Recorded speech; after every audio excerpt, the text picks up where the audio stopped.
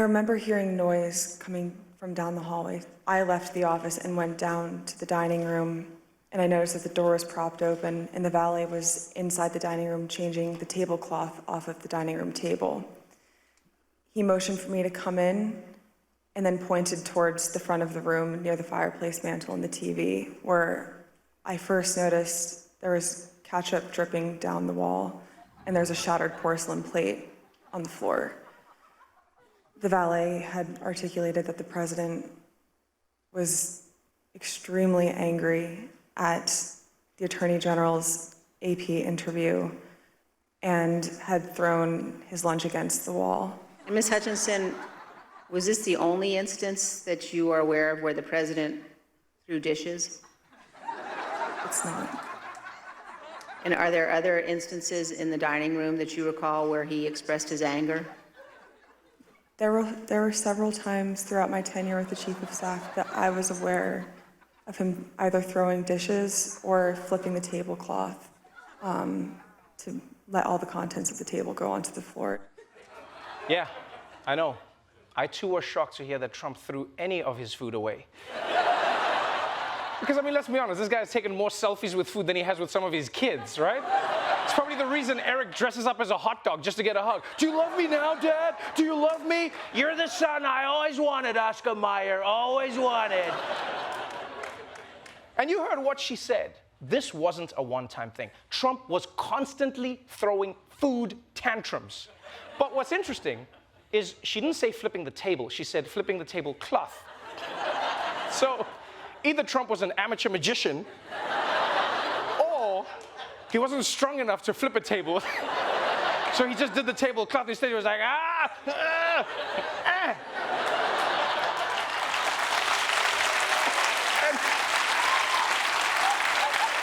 And you know, if this happened regularly, it must have sucked for all the people who work in the White House.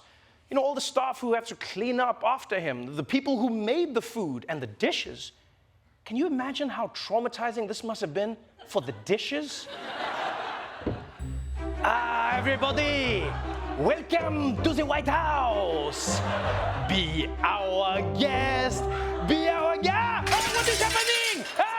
You just killed Mrs. Potts. Chip, don't look now. Your mother is in pieces. She has been murdered. Oh my God, this man is worse than the beast. We should go back. At least the beast didn't try to have sex with the feather duster.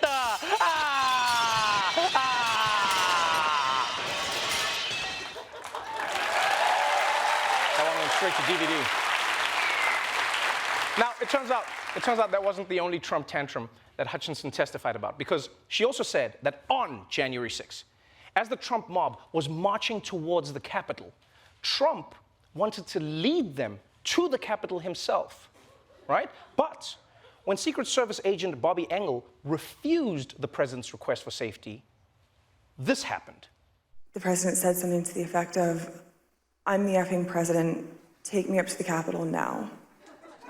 To which Bobby responded, "Sir, we have to go back to the West Wing."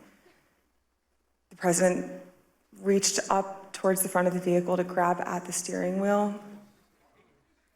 Mr. Engel grabbed his arm, said, "Sir, you need to take your hand off the steering wheel. We're going back to the West Wing. We're not going to the Capitol." Mr. Trump then used his free hand to lunge towards Bobby Engel. And when Mr. Renato had recounted this story to me, he had motioned towards his clavicles. God damn, that is insane. Trump fighting to take control of the president's car like he's a bad guy in an action movie, only he's the president and this is real life?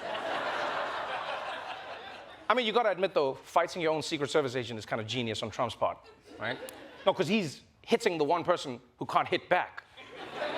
Yeah, I mean, they can punch back, but then they've got to jump in front of their own punch, you know? Just like, take that! No!